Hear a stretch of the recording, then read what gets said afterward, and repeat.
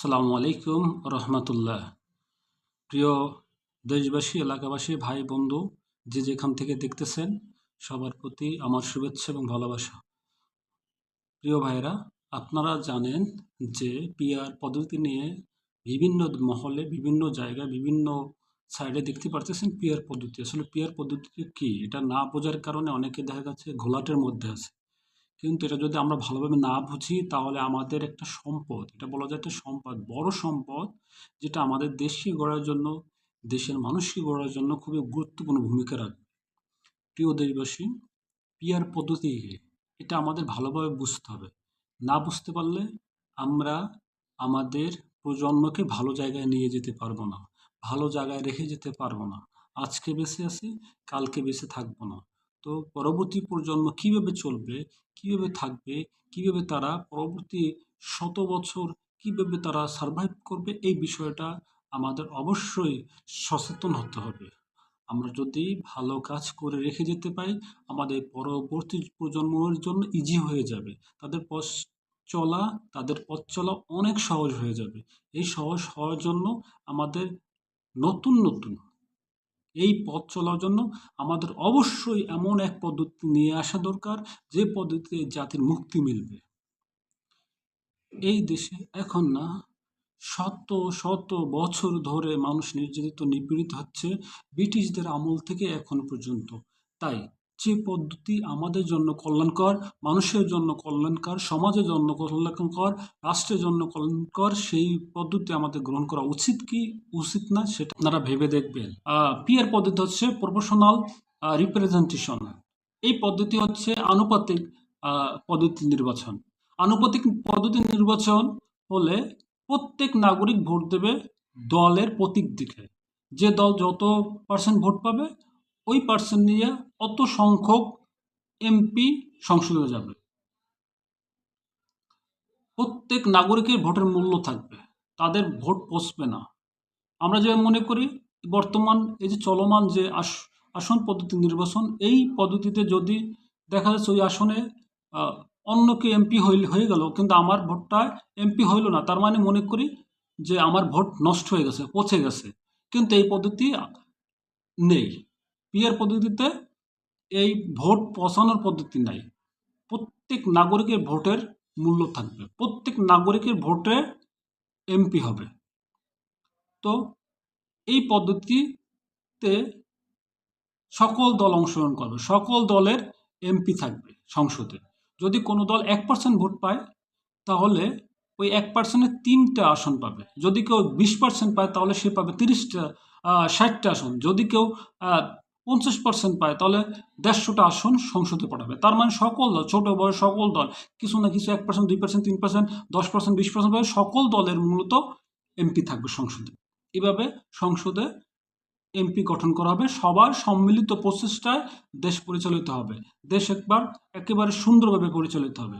কেউ একক ক্ষমতা প্রয়োগ করতে পারবে না। পিআর পদ্ধতির সুবিধা হচ্ছে প্রত্যেক নাগরিকের ভোটের মূল্য বাড়বে। প্রত্যেক নাগরিকের কাছে এই যে জনপ্রতিনিধিরা যাবে, প্রত্যেক নাগরিককে মূল্যায়ন করবে, দলগুলো গুরুত্ব দেবে। যেমন এখন তেমন গুরুত্ব দেয় না, ভোটের কোনো গুরুত্ব দেয় না। পিআর পদ্ধতি চালু হলে প্রত্যেক নাগরিককে রাজনৈতিক দলগুলো গুরুত্ব দেবে, মহামূল্যবান মনে করবে। তারা এমন প্রতিনিধি নিয়োগ দেবে যারা হবে সৎ আদর্শবান। কারণ যারা মানুষের সাথে মিশতে পারবে, মানুষের দুঃখ কষ্ট বুঝতে পারবে, ওই অনুযায়ী কাজ করবে, নিজের মতো কাজ করতে পারবে না। জনগণের চিন্তা করে, দেশের চিন্তা করে তারা কাজ করবে। এই পদ্ধতিতে পুলিশ বলেন, প্রশাসন বলেন, সবাই নিজ নিজ ইচ্ছা মতো কাজ করবেন। কোনো এমপি, মন্ত্রী বা সরকারের দাবিদারি করবে না। সকল নাগরিকদের তারা খেদমত করবেন। সকল কাজগুলো তারা যথাযথভাবে করবেন। কোনো ভয় থাকবে না তাদের মধ্যে। তারা কোনো দলীয় আনুগত্য করবে না। এটা একটা চমৎকার একটা পদ্ধতি।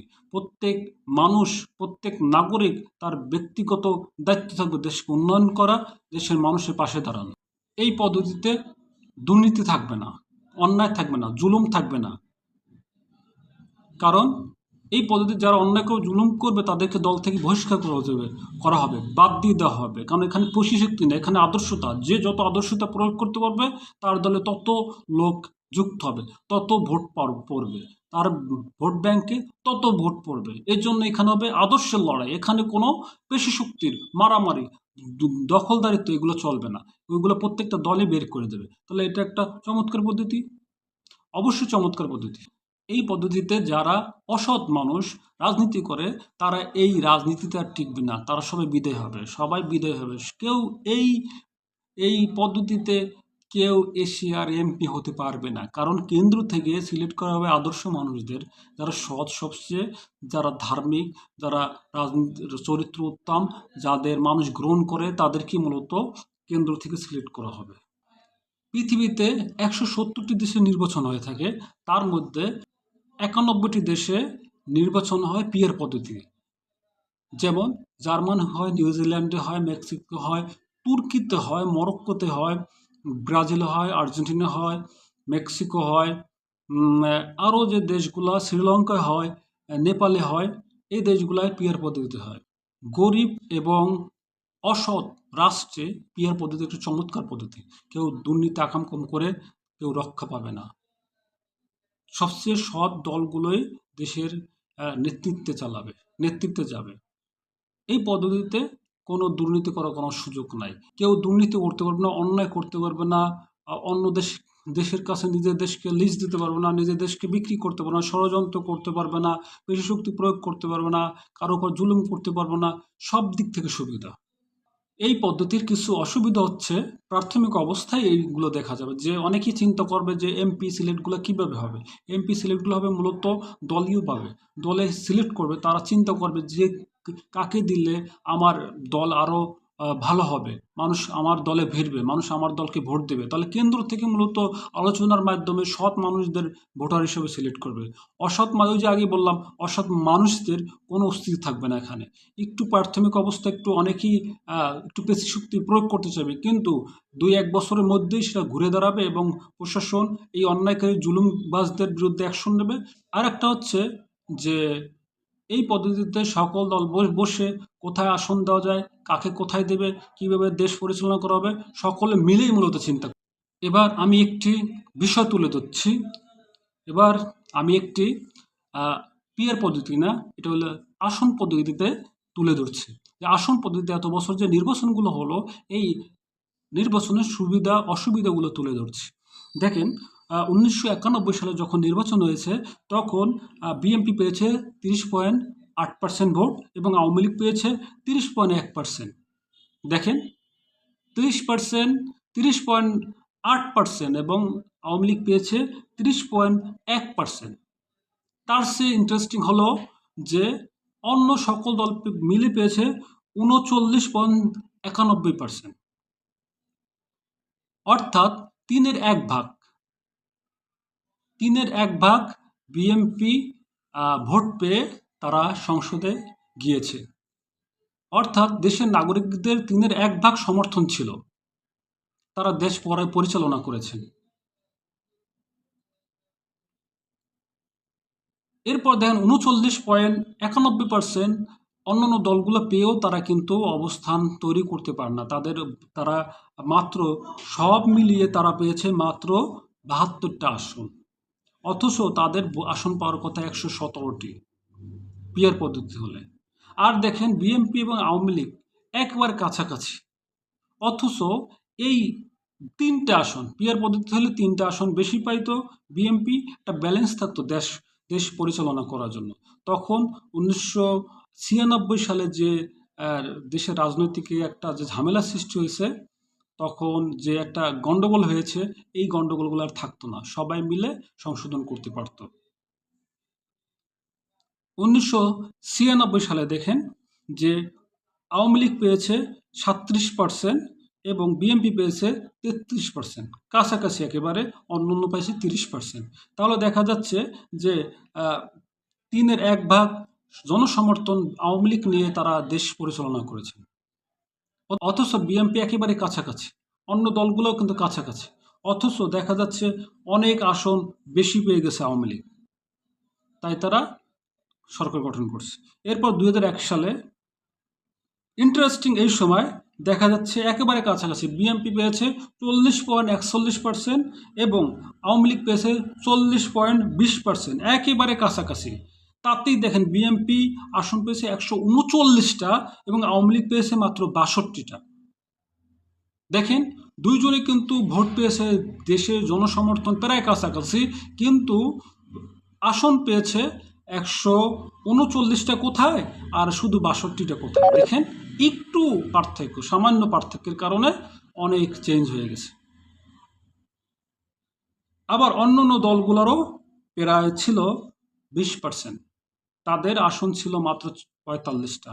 তো এখানেও একটা বিশাল ধরনের গ্যাপ হয়ে গেছে, যার কারণে দেখা যাচ্ছে ওই যে পরস্পর প্রতিহিংসার রাজনীতি চলে আসে। কোনো কোনো আসনে দেখা যাচ্ছে কেউ 2000 ভোটে হারছে, কোনো কোনো আসনে গেছে 500 ভোটে হারছে, কোনো কোনো আসনে গেছে 6000, 10,000, 8,000, 20,000 ভোটে হারছে। তখন রূপ নিয়েছে কি যে আমাদের পেশি শক্তি আছে, তোমাদের পেশি শক্তি আছে, আমাদের নিয়েছে এই মারামারি কাটাকাটি শুরু হয়েছে। এই কাটাকাটি হওয়ার কারণে এই দেশে খালি গন্ডগোল, একের পর একের পর এক গন্ডগোল শুরু হয়েছে। কারা পেশি শক্তি প্রয়োগ করতে পারে তাদেরই হলো কেন্দ্র দখল করা। এই যে কেন্দ্র দখল হয়েছে, এই যে ইতিপূর্বে কেন্দ্র দখল হয়েছে, রাত্রি ভোট হয়ে গেছে, মানুষের কত ঝামেলা। কেন্দ্র দখল করা, পেশি শক্তি ভোট দিতে না যেতে দেওয়া, অনেক ঝামেলা। সেইগুলো থেকে রক্ষা পাওয়ার জন্য যে পদ্ধতি আসছে পিআর পদ্ধতি। 2008 সালে সর্বশেষ যে নির্বাচন হয়েছে, যেগুলোকে আমরা পিওর নির্বাচন বলতে পারি, যে ওই সময় হয়েছে আওয়ামী লীগ 49% পেয়েছে এবং বিএনপি পেয়েছে 33% এবং অন্যান্য দল পেয়েছে 18%। তো আওয়ামী লীগ এককভাবে 39%, দেখা যাচ্ছে বিভিন্ন জায়গায় 2000, 3000, 5000 ভোট বেশি পেয়ে, 10,000 ভোট বেশি পেয়ে তারা অনেক বেশি আসন পেয়ে গেছে এবং স্বৈরাচারের রূপ ধারণ করছে, ফেসিবাদের এবং ফেসিবাদের রূপ ধারণ করছে।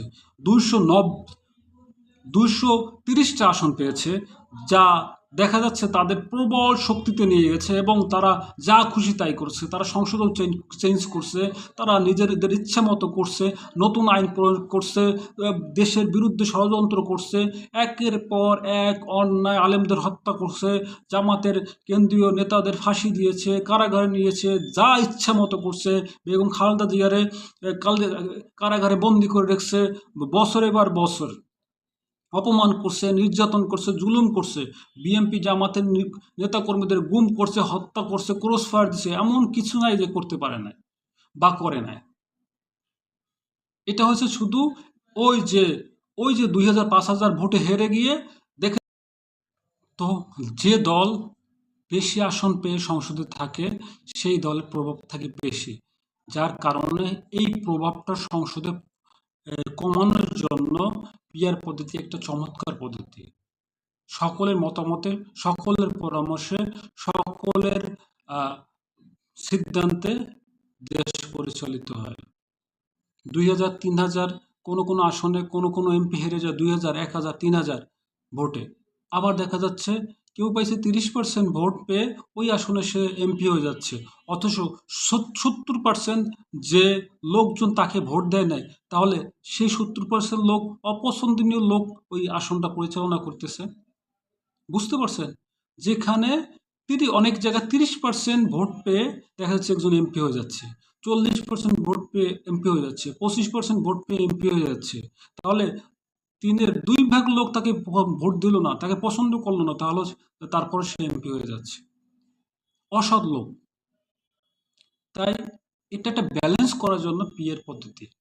পিআর পদ্ধতিতে কেন্দ্র এমন একজনকে সিলেক্ট করবে, এমন একজনকে দিবে যে আরো সৎ হবে। সরকার দলীয় ক্ষমতা থাকবে, বিরোধী দলীয় ক্ষমতা থাকবে, সবার ক্ষমতা থাকবে, এমনকি দেশের নাগরিকের ক্ষমতা থাকবে। দেশের নাগরিক তার ভোটের মূল্যায়ন পাবে, শক্তিশালী অবস্থানে আবির্ভূত হবে। প্রত্যেকটা নাগরিক, আপনি, আমি, পাড়া প্রতিবেশী, ভাই, বন্ধু বান্ধব, সবার ভোটের মূল্যায়ন থাকবে, সবার ভোটের মূল্যায়ন থাকবে। এই পদ্ধতি একটা চমৎকার পদ্ধতি। এই পদ্ধতি নিয়ে আসছে, এই জন্য ধন্যবাদ যারা এটা প্রণয়ন করতে চাচ্ছে, যারা পরামর্শ দিতে চাচ্ছে, জামাত ইসলাম সহ অন্যান্য দল, ইসলামী দল, এবং যারা বিরোধিতা করে, আমার মনে হয় না বুঝে করে। অথবা মনে করে যে আমরা এককভাবে ক্ষমতায় যাব বা এককভাবে আমরা ২ শাসন পেয়ে যাব, আড়াই শাসন পাবো, আমরা যা খুশি তাই করব। আসলে তেমনটা না। মানুষের ভোট মানুষের ভোট নিজের ভোট নিজের বউ কিন্তু জানে না। ভোট এমন একটা জিনিস যে নিজের ভোট বউ কিন্তু জানে না, এবং বউয়ের ভোট কাকে দিবে তাও জানে না। তো এই জন্য দেশের নাগরিকের মন মানসিকতা কোন দিকে যায় কেউ কিন্তু বলতে পারে না। আমরা যে আজকে ভাবি যে আমাদের দল সবচেয়ে বেশি ভোট পাবে, বা অমুকরা ভাববে তাদের দল সবচেয়ে বেশি ভোট পাবে, আসলে কিন্তু এমন না। মানুষের সেন্টিমেন্ট কোন দিকে যায় কেউ বলতে পারে না। তাই যারা বিরোধিতা করে, আসলে যেসব কর্মীরা বিরোধিতা করে, যেসব নেতারা বিরোধিতা করে, আসলে না বুঝে করে। আমার যেটা মনে হচ্ছে যে না বুঝে করে। বিয়ের পদ্ধতি সকল মানুষের ভোটের মূল্যায়ন বাড়বে, আদর্শ মানুষদের ভোটের মূল্য বাড়বে, সৎ মানুষগুলো রাজনীতিতে আসবে, সৎ মানুষগুলো দ্বারা দেশ পরিচালিত হবে, সৎ কর্মীদের বেশি মূল্যায়ন হবে, আদর্শ কর্মীদের বেশি মূল্যায়ন হবে, অসৎদের দল থেকে বের বের করে দেওয়া হবে। প্রিয় ভাইয়েরা, আমি যে বিষয়টা আপনাদের তুলে ধরলাম যে পিআর পদ্ধতি, যদি আমার কোনো আলোচনায় কোনো কথা যদি ভুল পেয়ে থাকেন, ভুল থেকে থাকেন, অবশ্যই কমেন্টস করে জানাবেন। ভুল হয়েছে, আমি ভুল সংশোধন করে নেব। আশা করি ইনশাআল্লাহ আপনারা ভালো একটা তথ্য পেয়েছেন। যদি কোনো জায়গায় কিছু গ্যাপ থাকে তাহলে কমেন্টস করে জানাবেন, যেন আমি আরও সুন্দরভাবে কমেন্টসের মাধ্যমে বলে দিতে পারি। সবাই ভালো থাকবেন, সুস্থ থাকবেন, এবং এবং দেশ গড়ার জন্য নিজেরা গুরুত্বপূর্ণ ভূমিকা পালন করবেন। আল্লাহ হাফেজ, সবাইকে ধন্যবাদ। আসসালামু আলাইকুম রহমতুল্লাহ।